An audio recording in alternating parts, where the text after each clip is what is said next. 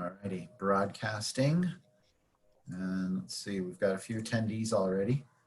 So sweet. Let me get on over to the Facebook side of things and get it going there.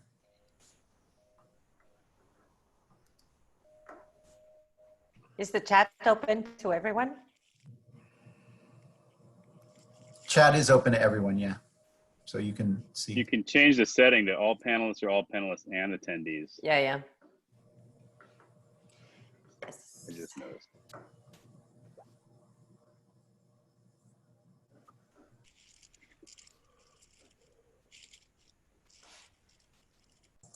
I have my annual batch of Zinfandel from the bush in my yard fermenting in my garage right now.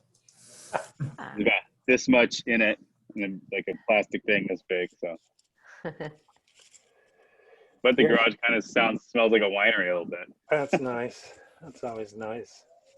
I love the smell of fermentation. I'm just getting the smell of warm Cabernet.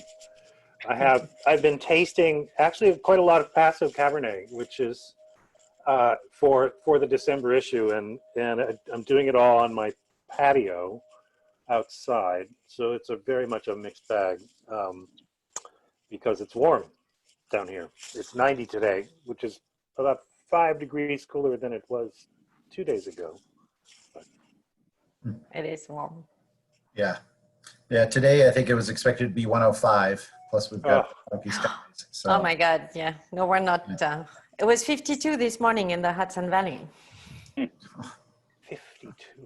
We were probably Nice. 80, 85 today. People in Santa Barbara start freaking out when it stays over 80 for more than a couple of days. My wife starts talking about air conditioning, and I'm like 5 times a year. You have serious diurnal shifts in Paso, so probably. We do, but not during this particular heat wave. I mean, No. getting down to like 65 or so at night. Let's hope it's a little cooler tonight, but yeah, we'll see. So we have a few attendees, but not many yet. But I hear we're getting a bunch over on Facebook, I think. So let's see.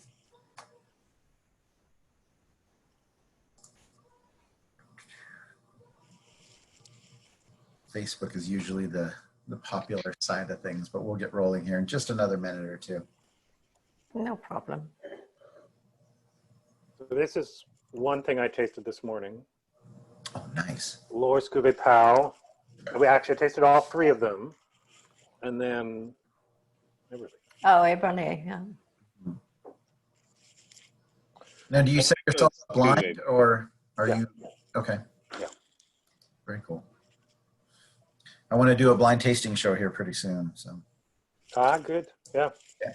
Be kind of fun. Erin Brooks, it was kind of her idea. She wanted to do that. And so we might get her on to do that with us. So. Do they even taste blind for them? I don't know if they do. Okay, we can edit that out. She's not attending. No, I don't think so. All right, sounds like we have a really good sized group over there on the Facebook side of things. And so why don't we get rolling? We're just about 3:05. So we've got about 40 people over on Facebook, and I'm sure it's growing at this point. So welcome everyone to another Paso Robles Wine Hangout. Chris Toronto with the Paso Robles Wine Country Alliance. And today we are doing a really fun show on PR and journalism in the wine world. Very near and dear to my heart because that's what I do actually. I don't actually do these Zoom shows professionally, as you can tell. And it's also not the only thing that I do, but it is something that I have been involved in for the last 14 years here in Paso, which is PR for the Paso Robles wine region. So today I am absolutely stoked to have a really cool set of panelists joining me to talk about wine and PR in the wine PR journalism. And today's guests are Matt Kettmann. He is with Wine Enthusiast magazine. We've got Stephanie Teuwen with Teuwen Communications. She is our contractor actually for public relations when we're reaching out to the great big wide world of wine. And then Mr. Patrick Comiskey with Wine and Spirits Magazine. Thank you for joining me today.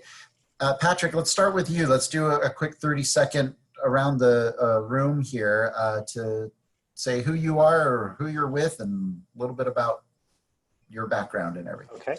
So, go. I've been a wine journalist for about 20 years now, starting with Wine and Spirits magazine way back in September of 2000. I became a critic for the Pacific Northwest primarily in 2004. And about 3 years after that, I became the critic for much, if not all, of California. Josh Green, the publisher and editor-in-chief, still has the North Coast, Napa, Sonoma, Santa Cruz, etc. But I pretty much carry the rest of the state, and of course that includes Paso Robles. Thank you. Stephanie, let's go to you. Welcome. Yes, well, thank you for having us, Chris. This is fun. I'm Stephanie Teuwen, the owner, founder of Teuwen Communications, a public relation and marketing agency specialized solely in food, wine, and spirits.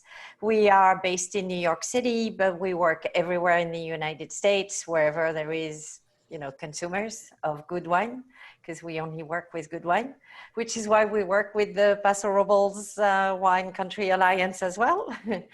And we do everything from media relations, social media, digital marketing, events, pre-COVID, webinars during COVID, and promotions in store, anything that has to do with promoting, selling, raising awareness of wine, spirits, and food brands. Excellent. Some of your other clients real quick though, before we run over to Matt. We have a lot of French clients because, as you can tell from my accent, even though I am in New York, I am originally from France. I never lost it. So they find me. We work with the Rhone Valley, which is where I grew up, with Côte de Bordeaux, with the wines of Alsace in France, with Champagne Laurent Perrier. I'm going to forget people. We have a dozen clients, a lot of them European and a bunch of them Americans. Yeah, great. Thank you. Matt, last but not least, welcome to the show. Thanks for having me. Happy to talk about myself. I have been a journalist for more than 20 years now. I started at the Santa Barbara Independent in 1999 as a proofreader, and then was a news reporter for a long time, then was the pop culture editor, and have been the senior editor for about 15 years now. I still work there. And then I also worked for Wine Enthusiast magazine as a contributing editor in charge of specifically the Central Coast of California and also Southern California. So the wines from there tend to be Temecula, a little Malibu, but most of my work is Central Coast. I've been visiting Paso wine country, since way before I started with Wine Enthusiast. I wrote for Wine Spectator for almost a decade before Wine Enthusiast. I've written about wine for New York Times and Sunset and Smithsonian and a bunch of other publications. And then starting in 2014, Wine Enthusiast wanted me to start really covering the region on a really regular basis. So I review anywhere from 150 to, I've been reviewing during COVID more than 300 wines a month. A big chunk of that is Paso. And so I know a lot of the people up there, consider a number of them good friends, including Chris here. In a personal triumph note, I've been working on a book about Santa Barbara County winemakers. I live in Santa Barbara, and we sent that to the printer on Monday. So it's called. Well done. Thank you. Yeah, it's my first book. It's called Vines and Vision: The Winemakers of Santa Barbara County. That'll be out in October. And what else? Oh, just an interesting tidbit. At the end of January, Patrick and I spent one of our last fun nights out in the city of San Francisco after the Big Zin Festival. We went to some bars together and had a good time. So one of the before memories before we got into this pandemic. Right. So. It's the last time I'd gotten on a plane. Yeah. January. January. Gnarly. We're going to get to a lot of that kind of stuff today.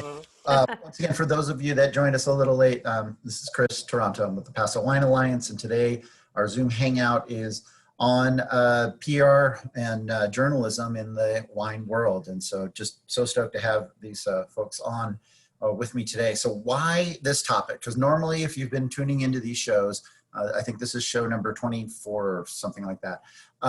We usually have winemakers from Paso sharing some wines, talking a little bit about some subject that I create that makes sense to me. And we kind of go from there. And so we've strayed away from that this time. And the question that comes to mind is why? Well, for one, I just wanted to do this, right? This is the world that I play in as far as PR. And another, I think it's just really important that we start talking a little bit about how the message of wine gets out there, gets to the consumer, gets to even the trade for that matter, because third-party endorsement is so incredibly important in this world.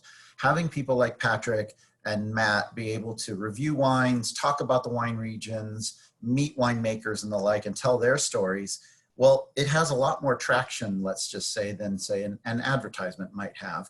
And people like Stephanie who work in this world are able to help us, people like ourselves, regions like ourselves, connect with folks like Patrick and Matt. And so I thought, well, it'd be a fun conversation to have here just before we get into harvest and some other topics. And so let's just go with it.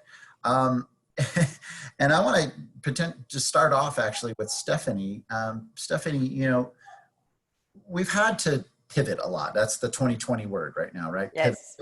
And Pivoting. how we're talking about wine country, because we can't actually have journalists come and visit right now, but we still need to get wines to them.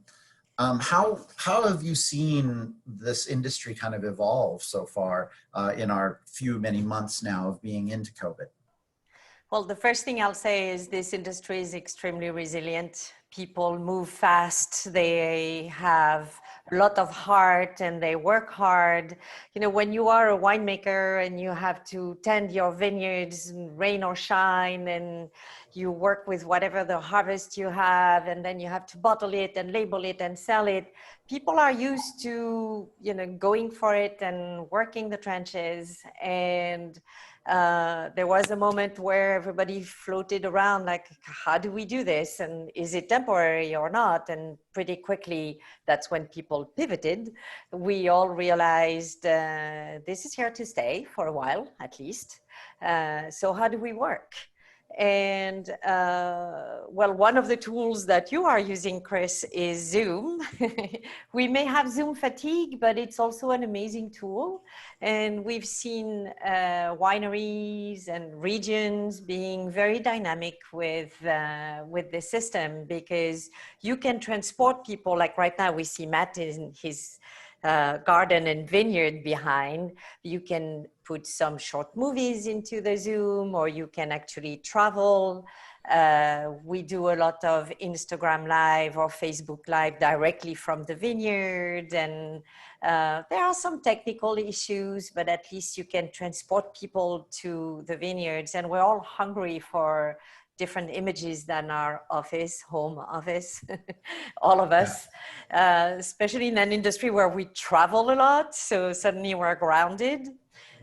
So that's one part, is take them through with all the technology that we have. And the other part is we're used to sending samples. This is a way we've been working all along, because I'm in New York, Patrick is in LA, and Matt is in Santa Barbara. We're not physically bringing the bottles there. So we're used to having a system to ship wine to different journalists. And we keep doing that, but we've perfected the system. We're adding some fun little elements to bring the region or the winery to the home of the writers. Yeah, it's a unique industry in that, and Patrick, you have a way of putting this as far as how wine sells and how, you know, you need to put the product, you need to place the product. Talk a little bit about that. Sure. You all are familiar with food programs now. Food programs are going crazy, not to mention the Instagramification of everybody's meal all over the country, really all over the world. I mean, this has become a very visual culture for food and wine, except for there's an enormous problem when it comes to wine, and that is that all wine essentially looks the same. In a photograph, in a film, on a television commercial, on a Zoom broadcast, you really have no way of discerning anything about that wine simply by looking at it, other than the obvious that it's white or red or orange or what have you. This is an enormous impediment. It seems to me on the part of that winemakers and wine marketers face. You can make food look pretty, but wine can only be so pretty, and most of that has to do with the label. And so you've got to find another way of conveying whatever message you want to convey. Now that message might be fun, it might be quality, it might be pedigree, it might be all of these different things that are kind of essential to whatever your message is. But it's very, very hard to convey any of those things simply with an image. Yeah, you have to get the wine in the mouth of the people. Right. And this goes to you as a journalist, and to trade, and ultimately to consumers. I mean, you don't go around to mayonnaise tastings to try to taste mayonnaise or sell mayonnaise, but you do that for wine. Right. Matt, you review a lot of wines, and you said something really interesting in our intro, 300 wines a month. How in the world do you find the time to not only taste them, but then write about them?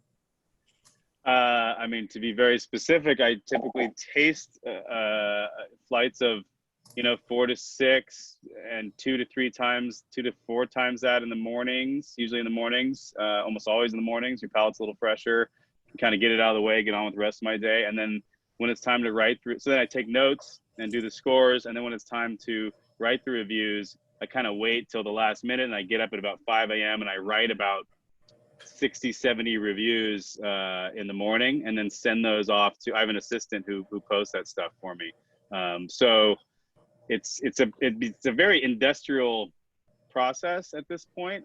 There's still, and I taste blind, right? So it's single blind. So I just don't, I often will know which wines are coming at me. I just don't know the order. So I like that because there's some context. I kind of know what's coming my way, but I don't know the order. So there's enough room for surprise. I'm surprised, daily on that front. And then certain days like Saturdays, if I have nothing else going on, I can taste a lot more wines. I can taste up to 30 a day, though I usually try to keep it around a dozen to, 18 or so. More of the issue is like dealing with, UPS, FedEx, GSO show up here every day, sometimes multiple times a day. So a lot of my life is trash management, and bottle management, opening boxes. I have 4 coolers that I use for wine storage. And if I'm at a good clip, all the submitted wines can go into storage. There have been times over the years, not recently, where some of them had to kind of sit and wait their place in the cooler. And I think Patrick tastes kind of on issues, like with some stuff that's coming up. We just taste everything all the time. So I taste basically on submission order. So if you get it to me, I'll typically taste it before the next guy gets it to me. But then I also have to wait for certain flights to build, right? So I don't get a million Albariños. So I'll get 1, I'll get 2, and then I'll wait another week till I get 3 or 4, and then I'll taste those together. So kind of a long-winded answer to say that it's a lot of work. with our tastings, with COVID now, we've strictly limited our submissions. Otherwise, and the main reason for that is that I'm receiving all my wines at home. That sounds like that's a normal thing for Matt, but for us, we have an office that processes them. I'm doing all the processing. I'm doing all the tasting. My wife is doing all the pouring. She's like the Carol Merrill of Paso Robles Cabernet right now. But it's an immense amount of work to process these wines, to get them properly into the database, to make sure you haven't screwed up the names of them or the blends or what have you. And then you have to dispose of lots and lots of wine and glass. My neighbors are very happy. I was going to say your neighbors must be loving you. They really are. They are. But in most other respects, it's we've got our work cut out for us. Yeah, people tend to think it's, you tell them what you do for a living, they're like, oh my God, it's amazing. You're like, yeah, it's pretty cool. I'll give you that. It's a cool job and I wouldn't trade it. But it's not, it is a job. It is a lot of work and it's constant. And really the tasting for me and for Patrick, I know is kind of a small part of the job, right? So we are also doing all these other articles and talking to winemakers and planning longer stories and all that sort of stuff. I also work for a newspaper on a completely different set of stories. So there's a lot going on, but I wouldn't trade it. It's it's basically like an overextended hobby that we get paid for. So Love to hear it. At least, well, you guys, the fact is that, and this goes for anything out there, if you have passion for what you do, you're going to be into it and you're going to do it, right? So, hey, good on you. Right. Hey, Stephanie, so by the way, we use, once again, Teuwen Communications for so much of our outreach. Typically, it has a lot to do with some of our media tours and the like. And the last time we had a media tour actually was right before everything shut down here in Paso. Yes. So, Stephanie, when you facilitate some of these samplings, I mean, are you seeing right now anyway, any trends or anything like certain journalists are really wanting something very specific? I mean, everybody's homebound these days. Is there anything that's been coming across your table that's been interesting? I think mostly it's people are really receptive to receiving more samples than ever because consumers are into consuming more. And since nobody can travel, a lot of wine writers in particular, travel writers, they go in the region and they taste on site. And so they hear the story from the winemakers themselves and they come back. And now that's not available. So a big part of our job is in fact to telling the stories in different ways and reaching out to journalists one-on-one or small groups at a time, to feed them stories that we feel are appropriate to their publications. And then trying to help them because we're homebound, they're homebound, and we want to keep people interested in our regions or brands. So we do send ideas and stories, and we find that journalists are very receptive to it. And we also work a lot with influencers. This is definitely what the COVID has emphasized. We used to work with influencers, but now we work even more. And well, I was going to say there is the influencer, and then there's the influencer. Yes, yeah. Yes. So I totally see the difference. Yes. Tell me what you mean. Tell us what you mean. Well, I'll tell you, the influencer is the person who has a little bit of following, has no real interest in wine or in telling a story, but is, doesn't have depth of experience. Yeah, a free trip, a free drink. I hear from the Paso Roble Winery, said, what do you do when someone comes to the tasting room and says, I'm an influencer, serve me wine?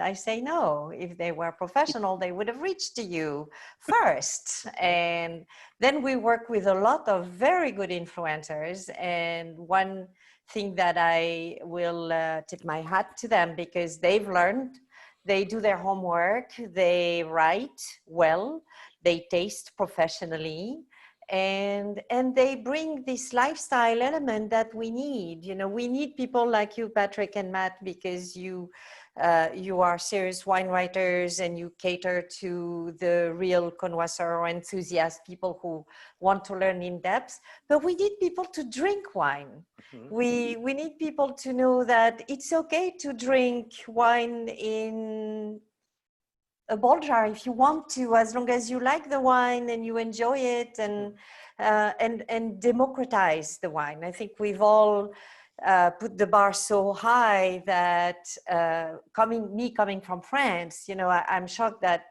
people don't have such a knowledge of wine. We grew up with it. It's normal. It's a normal thing. It's part of life. And so what the influencers do, they play that role of bringing it to making it available with simple words, but with also a good depth of knowledge to a number of people who are intimidated or wouldn't be interested in learning more if it weren't with words that they would understand. So we like working with them. Can I be both a journalist and an influencer? Is that possible? Like how? Yes, absolutely. If I have enough followers, that will make me an influencer as well, basically. Yes, absolutely. And Two hats. yes, two hats, and some do that very well. Because what is an influence is someone who has influence, and you guys have influence, both of you. Yeah. And if you wanted to jump on an Instagram live with one of our wineries, I'd say, yes, let's do it. Of course, you have a following, and we know that the conversation would be on a certain level. And then I want other people who are more into having fun and drinking for pleasure, and it's nice outside, I'm on the beach, and why, it's important too. I love wine, but I drink it in many different ways, different occasions. Of course. And we need a variety of people to talk about the wine, to address a variety of consumers. Otherwise, How do you vet them? How do you well, it's decide very who's easy. real and it's very easy? Yeah, you do this. Nice. You take a look at how they write, how they portray themselves, how they talk about wineries and brands. And some are amazing storytellers. Some are very good at engaging with people. They all have a special talent. And in this time of COVID in particular, it's really important to work with them. Well, they're certainly wearing their talents or lack of talent on their sleeve, aren't they? I mean, it's all out there. Everything is laid out. Sometimes it's exceedingly superficial, and sometimes it shows some maturity, some depth, and some intention. It really does. It kind of. I have been finding that the brands that are superficial find their own level when it comes to the influencers that they want to find, which, if you'll allow me, brings me back round to Paso Robles. Now, 3 weeks ago, Chris joined me at a UCLA class that I'm teaching on the business of wine, and he gave my students this remarkable overview of Paso wine, but also the intentions or his objectives as a publicist for the region. And it was very interesting to me. It was our first class, and I think I saw at least 3 of my students' head just kind of explode because there was so much information. But what was really interesting is that Chris was able to kind of to talk about the two sides of what is a very rich region to explore. Both on the one hand, he has a way of conveying what a cool place Paso is to visit, what a cool place Paso is to, bring your phone and take pictures of yourself and visit. But if you want it as a journalist, and this is where I work most usually, is you can get as granular and as in-depth onto the terroirs of the region, the climate differences of the region, all of the different sub-ABAs of the region. He has all of that available, and I'm here to say that, as a journalist, I want it all, but I definitely can't leave off the really nitty-gritty stuff, because that's how I was raised as a journalist, and I'm sure that Stephanie, that is to some extent how you were raised as a consumer, is to respect terroir. I mean, I don't necessarily think that influencers are going to go deep diving into terroir all that often. That's kind of left to us. But it's a big world, and Paso inhabits all of those worlds. And I'm just giving a shout to Chris's presentation from a couple weeks back, because he clearly recognized that.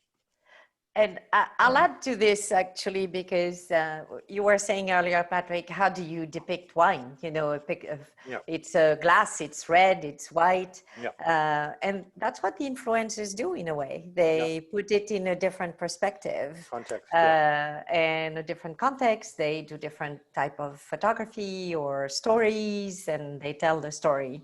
But I will also give a nod to Chris, because I work with a lot of regions, and I've had my agency for 20 years. And whenever we do press trips with Chris, there is the in-depth part and the fun part. And I always have rocks available. he always Those has rocks rocks. I love the moment when he puts them in a glass of water, not wine.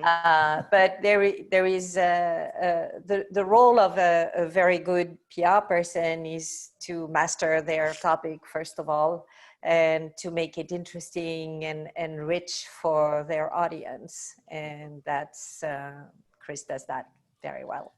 And I think, thank you very much to both of you. I really appreciate that. One of the thoughts that I had about— I like Chris too. Right on that. One of the thoughts I had about storytelling, though, is the ability for wineries, and I want to almost flip it now, that instead of the influencers, but it's the wineries now and their outreach to, say, journalists and being able to tell their stories. I wonder if you have almost anything to impart to wineries on some of maybe their best practices and being able to reach out to journalists and tell their own stories. Is there something to share there? Is that for Stephanie or for No, us? for you, actually. For you Oh, and for me. Patrick. Okay. Okay. Then I'll add that my was- 2 cents. Yeah, 'cause I was going to actually ask. I was going to kind of ask Stephanie too. Does she have? Does she vet wineries that come to her and don't seem to have their act together? But Yes. for me, and this goes to beyond wineries, but it goes to PR companies that work with wineries. You know, they need to know their audience really well, right? So they need to know what Wine Enthusiast covers. They need to know what Wine and Spirits covers. You know, if you really want to be good, you got to know what the name of our sections are. You know, if you say, oh, this would be a great last drop piece for the magazine, like, oh, you read the magazine. Like, Right. that's, you know, flattering and means that you're speaking my language.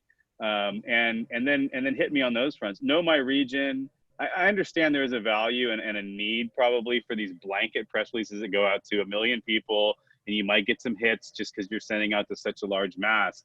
But in reality, like this morning, I was getting health, you know, COVID doctor interview press releases sent to my Wine Enthusiast account. And I actually responded nicely. I said, you know, I cover wine for a wine magazine. I'm not sure why I'm on this list, right? So, and I get these every day.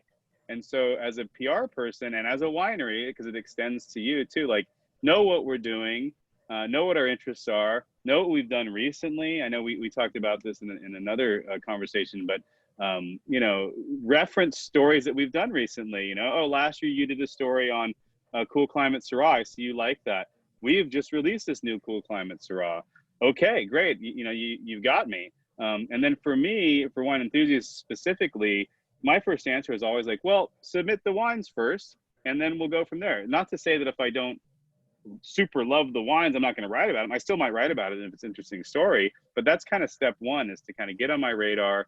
And frankly, it makes it easier for me to land stories with the magazine when we have reviews in the system. And they don't have to be 94-point reviews. They can even be 88s or even 87s if the price is right. But it helps me kind of process the information, have a taste of your wine, like Patrick was saying, and actually get to taste the product. And then we can move forward from there. But, you know, you also have to realize for Wine Enthusiasts and probably to some extent Wine and Spirits and almost many magazines, we don't do a lot of single focus stories, right? So we don't do, you can't say, hey, I'm the best winery in Paso. You should write about me. I mean, that would be a horrible pitch. But if you did that, I would say, look, you know, you haven't, say they nailed an interesting trend. Like, we're making Claret Blanche, right? So I'm actually drinking Claret Blanche by Mick Price Myers right now. Nice. From Paper Street Vineyard. So then I would say that's great. Can you suggest like a couple other people that are making Claret Blanche, or at least kind of more obscure whites, and then we can maybe go from there. I might be able to land a story. So I'm really happy to explain the process to people, and I do all the time. But I would say very generous of you. Yeah, the amount of time that PR people take that lead and follow up on it in a meaningful way is pretty minimal to the number of times that I offer that kind of advice. And I understand they're paid to represent this person, this winery. And so it's hard for them to understand why they should go a little bit out of their way to kind of come up with some other ideas. But the good ones do, right? The good ones figure that stuff out for you. Of course. I mean, and then you land the story. Of course. Why just have such a small vision of the world? You know, if a writer like you will say, well, I'm interested in funky whites, I'll find you 3 funky whites. Yeah. And that's, it's not a difficult thing to do. Yeah. Speaking of wines, real quick, because sometimes people want to hear this. What y'all drinking now?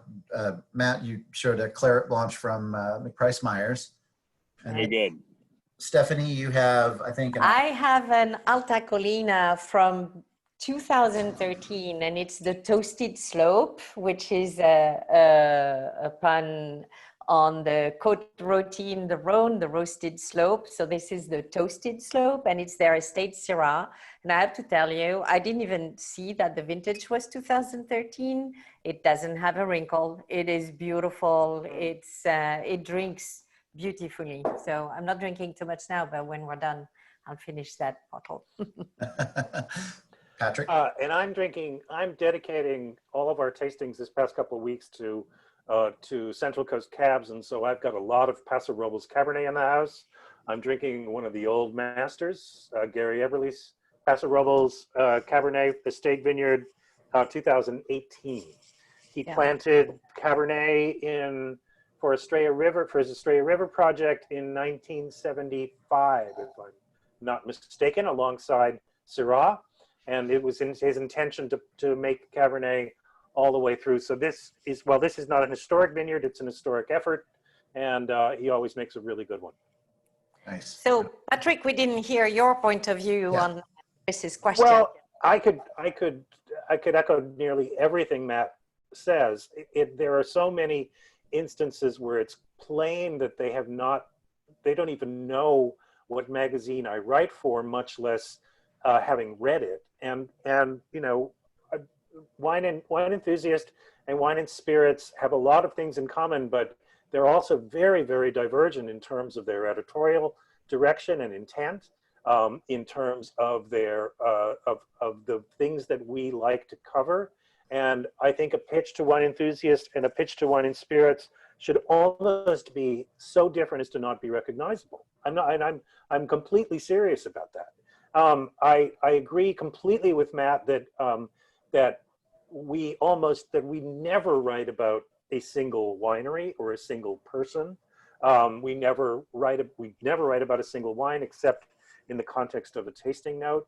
What typically happens with Wine and Spirits is that stories are generated from our tastings. In other words, I'm tasting Paso Robles Cabernet right now and doing it in depth. And in the course of those tastings, in which I'll taste anywhere from 80 to 150 wines, I'm going to probably see some patterns emerge. And if those patterns are interesting, I'm going to say, look, maybe there's a story here. And so I will pitch that story to the editor-in-chief and we'll have a look. And then the next step is generally to get boots on the ground and find out just what the hell is going on up there. That is not an option right at this moment, but it's really, that's how we do things. And because it's generated blind, it kind of feels, it feels very much, there's an authenticity to the process that we're very proud of. The only other thing I would add is, like Matt, I'm getting PR releases from anywhere from the entertainment and television industry to medical tech and all this other stuff. And it drives me bananas because there's so many publicists in the world and they all make more money than I do. Every single one of them makes more money than I do, but I have to deal with them in some way or another. So if I may just lay out that one peeve, this is it. It's just, I mean, if you're going to waste my time, please give me something to waste it for. Absolutely. Yeah. Well, in our agency, this is one of the first thing we teach juniors is never ask a journalist what he or she is working on. You should know that. You should know what they are, how they work, and what they learn about it. It takes research, but part of media relations is the relation part. Feeding people just samples and press releases. Also, I'm sure you both get a lot of spontaneous samples you never asked for. Yeah. And that's another thing I tell people, no, we're not going to send samples to Wine and Spirits because it's not their month to taste this wine. Yeah. And first of all, there is a process and you're not going to get any rating this way. Right. Yeah, I don't necessarily mind the free stuff, but it's not going to do any good for your client. Right. Exactly. Yeah, I over the years, I've been doing this for a long time, and over the years, I've trained people to query first, and that's really important. You just have to query first. It's pretty much that simple, and it's fine. It's simple. And yeah, and if I say no, I say no. If I say yes, I mean it generates curiosity. It's very much a good thing for you to be doing, is to reaching out and saying, are you interested in this kind of thing right now? And the truth is, you're going to get more no's than yeses, but you are going to keep us engaged and give us an opportunity to be acquainted with what you're doing. So that's in the relation building thing, right? So we understand that you respect what we're doing. And so when you do hit us with something that we're interested in, we'll be more inclined to positively react on that. Yeah. And that's valid for wineries as well as PR people, is be a resource for journalists, but don't bother them with, the new vintage is out, but explain what is interesting about it. Or don't say we rebuild the winery, big deal. I know some brands have asked us in the past, we just launched a new website. Said, that's not news. What's news is you didn't have one before. That's news. Right. So think about it in terms of you also are in a business of selling news, and it's not interesting to a new relaunch of a website is not interesting. It's not the place to send to journalists like you. Put it on your Instagram, do it in newsletters, do it differently. I know that we're always challenged to help wineries articulate their story a little bit better. And so hopefully they are coming across as interesting, because everybody's family owned and everybody's craft and everybody's, small production or whatever it might be. I mean, in the heart of, name the region. Yes, exactly. In the heart of. Exactly. In the heart of. Oh, Stephanie, if I ever write anything that says in the heart of, please. Well, you are in the heart of Paso Robles, Chris, but it's yes, it is. But I have a question actually for Matt and Patrick, because since now we can't travel, and you were saying when there is a story that's interesting to you, then the next step is boots on the ground. What happens if there's no boots on the ground, but there is an interesting story? Are you open to Zooming or WhatsApping or talking to the winemaker or whoever is located in that other region you cannot travel to get more info? Yeah, you go, Patrick. Okay. I think the answer is yes. It has to have some context, though, and that's tricky, because I've had a couple of brands that have launched recently that appear to be new, and they want to have FaceTime with me about something I've never heard of and have never tasted, and that feels naive to me. That we don't have a relationship where you can ask me of that, right? At least not yet. And so you've got to come at me with a different approach. It seems pretty simple. So yeah, let me taste the wines and then we can talk. Right. So it starts with tasting the wines for you. And you, Matt? Yeah. It always starts for the most part with tasting the wines, unless you're on, which is not happening now, on some press trip where you run into some interesting trend. And that's really kind of the big sad part about right now is that, you know, Patrick and I know what we do. We generally know what stories we're working on into the future. But when you're able to take these trips, winemakers or grape growers often will say something and you're like, wait, what? And they don't realize they just uttered this major story. Not that it's a controversy, like it's a good positive story. And you're like, wait, they're growing what? There's Gamay all over the Tascadero now? Like, that's a story, you know, and they don't, people, especially the people on the ground, don't always recognize, they're too busy dealing with making wine and growing grapes. They don't recognize what an interesting story is. And so that's the kind of stuff we're missing out on. But for stories, like right now, I have a couple of stories lined up, and I'm actually relying on, and this is an interesting point, trips I've done in the past that didn't result in a story at that time. So there is an advantage, particularly for established journalists like Patrick and myself that are going to be around publications for a good time to come, to having us come up with no strings attached and to say like, let me introduce you to the property, you know, and I'll be tasting the wines anyway, you know, down the road.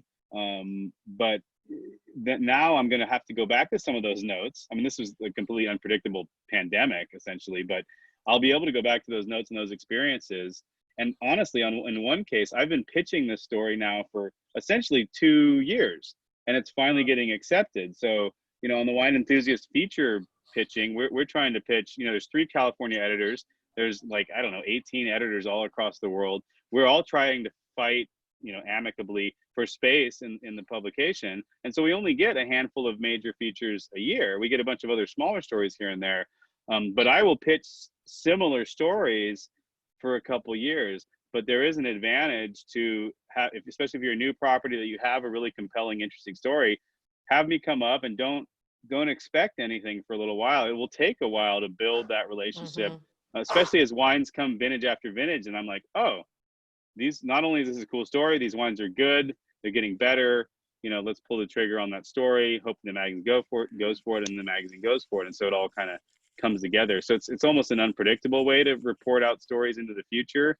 But it does kind of function in that way. You know, these places I've been to before, I'm able to kind of rely on some of that on the ground color, because I did it early on, even before tasting the wines. And then since then I've tasted the wines many times and it still remains a compelling story. So.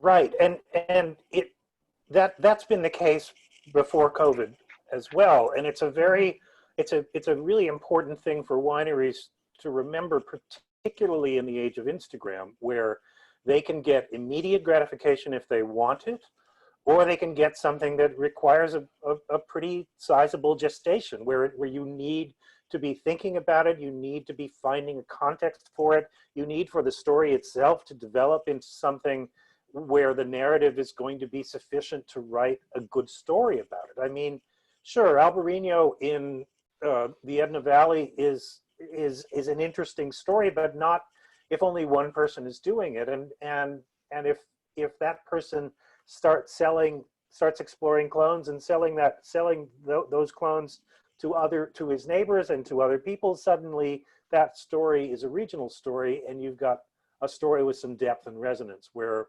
the other thing just isn't the case. And then there's, you know, Instagram is, I mean, I said superficial before, and I maintain that it is like candy, and that's great. I love chocolate, but that doesn't mean that I can subsist on it. So, and I try to do a little of both, just as I'm almost, especially if I know I'm not working on a feature right away, I'll post some Instagram stories and pictures and just like, look, I was here, it was fun, it was cool. And then down the road, hopefully a bigger story comes, you know. Yeah, to inspire and to entertain. It's fun to take cool pictures. Yeah. So switching gears a little bit, as we're coming up almost on an hour, if you can believe it. I'm curious now, and I want to talk a little bit about Paso with all of you. I'm really curious, in your time of reporting and covering Paso, and this is for Matt and this is for Patrick, and to some extent, Stephanie, you as well, since you've been working with us for a few years. What significant changes have you seen coming out of Paso as far as whether it be wine quality or other stories that you've seen over time that have developed. What have you seen over time? So Patrick, maybe I can start with you. Well, I'm nearly drowning in it, so it's easy to start with Cabernet for me. Cabernet Sauvignon is plainly one of the major stories in Paso right now. I was surprised to learn on your presentation, Chris, that nearly half of the grapes planted in Paso are Cabernet. I was actually shocked at that. I assumed that the Rhone would represent quite a bit more than it appears to at this point. And I don't know if that is a recent development, but clearly Cabernet is here to stay. Cabernet is an engine for the premium categories, but it also can produce wines of incredible quality in the super premium and tête de cuvée categories. And you've got people like one of the wines that I tasted this morning were the 3 wines from J. Lohr that are literally they've got Bordeaux kind of encoded in their names with Cuvée Pau, Cuvée Saint-Die, and Cuvée Pomme. These are wines that are ambitious, that are world class, that are aiming for world class, and are really proving to be very, very exciting. We've got, you've got all kinds of wonderful history, both recent and longer history, whether you want to look at Tablas Creek or the success of Sexum and all of Justin's acolytes in the region. You've got a lot of stories along those lines that continue to kind of, again, gather momentum and gather a kind of granular depth to them. In particular, what's going on with Rhone whites right now in Paso Robles is thrilling, and no one expected that, least of all Tablas Creek, which of course is one of the big engines and motivations for exploring those varieties in the first place. So those are a couple things I'm looking at. Thank you. Yeah, for me, I would definitely echo the white Rhone, just the white growth in general. I think there's been a lot of energy spent on finding white grapes that carry acidity and work, and I think it serves as a very cool counterpoint to these richer, bigger Paso wines. You're seeing a good amount of Picpoul Blanc now. This Claret Blanche is showing up more and more. And that's great, and I think that's kind of a fun story. Tablas Creek kind of leads the way in so many ways, even on the whites for sure, on the reds for sure, and I think they lead the way, on the style, right? So they've always been a little bit more or maybe a lot bit more of a reserve style compared to many of their neighbors, and I think that Paso has achieved so much popularity because of those big styles, and I think it's warranted. But I'm also excited to see a little pullback from those big styles and a little bit more focus on elegance, a little bit more focus on complexity rather than strength. And I think Paso is uniquely available to do both. So I've had some wines recently that are big and yet utterly complex, just layers and layers and layers without just being, overly ripe. And I think, and I've written stories about this, like, Paso is up there world class, but like those that can use that power and hone it into an even more elegant kind of beast are going to be the ones that we're drinking 20 years from now. I mean, the one problem with some of those big wines that achieve so much popularity is like those things might just fall apart in a few years, right? They could get a little bit tired because there's so much fruit there. So I think people that are figuring out, elegance and kind of locating that, for lack of a better word, minerality in even the reds, I think is really kind of fascinating. I think a positive trend.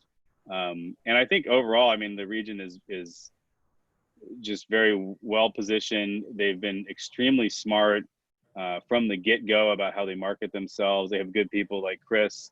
And I see a lot of other regions, including, I'd say, my home region, Santa Barbara, faltering on that regard for a variety of reasons.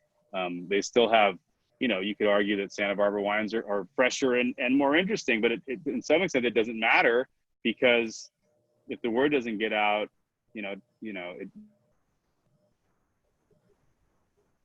I think we're losing you. We're I think losing we you, lost Matt. him. Mhm. Uh, And Stephanie, let's hop to you. I'll add one thing for working with wine for over 20 years and working with a lot of different regions. One thing I have loved from the beginning, and I see this continuing to grow, is the tight camaraderie and the friendship that all these winemakers have developed and how they support each other. I have rarely been in an estate where they would say, oh, have you seen my neighbor over there? They do amazing Syrah. And that neighbor over there does, it's not frequent that people really support each other so much, that the small guys are being mentored by the big guys. And I've enjoyed, in addition to the wines, which I'm totally into the white Rhones and all these varieties that they pick pool. Who knew? At my last trip, I tasted three pick pool. That's unbelievable to me. But that friendship, camaraderie, and the way they support each other, to me, lifted the region in a way that other regions haven't achieved. I have to say that's almost like such a great segue because we are coming up on the end of our time, but that's exactly what these Zoom Hangouts have been striving to achieve, is to help share this camaraderie that we have in Paso, that we truly all believe that this rising tide floats all boats. And if we can impart that in some way into showing how we all support one another, that we've done at least a little bit of that work to share what the Paso personality is. So thank you everyone for being on with me today. Cheers to you. Cheers. Cheers, mate. Appreciate it. Cheers. Thank you for having us. And let's talk about, oh, real quick, I was drinking a Rangeland Syrah Mourvedre. This thing is so incredibly, really, really, really good. And so I don't know that wine. we started with a Robert Hall over here because my work compatriots out there, we all wanted something as well. So, and chilled. Next week, we will be having another Zoom Hangout. It's going to be, again, on Thursday, 3 p.m. We'll be featuring sparkling wines. We have a producer in town who has recently brought the necessary technology and equipment and know-how to start making it possible so we can create sparkling wines here in Paso. So we'll have a few producers that are utilizing those services, and as well as that home brand. So we'll be talking about sparkling wine in Paso, and there'll be, I think, some really fun surprises that come with that. Shows are going to continue 3 p.m. Thursdays. So thank you, everyone. You can go to pasowine.com to see some past shows and to see what future shows are coming up. It's just on Zoom Hangouts. So once again, thank you so much to Stephanie, Patrick, Matt. Really appreciate you being on. Love working with all of you as well. It's a great adventure, and I look forward to a lot more things happening between all of us. And so thank you. Thanks, Awesome. everyone. Thanks, Thank Chris. you. All right. Nice Right Cheers, on. man. See ya. Have a good evening. Bye. Bye-bye. Bye.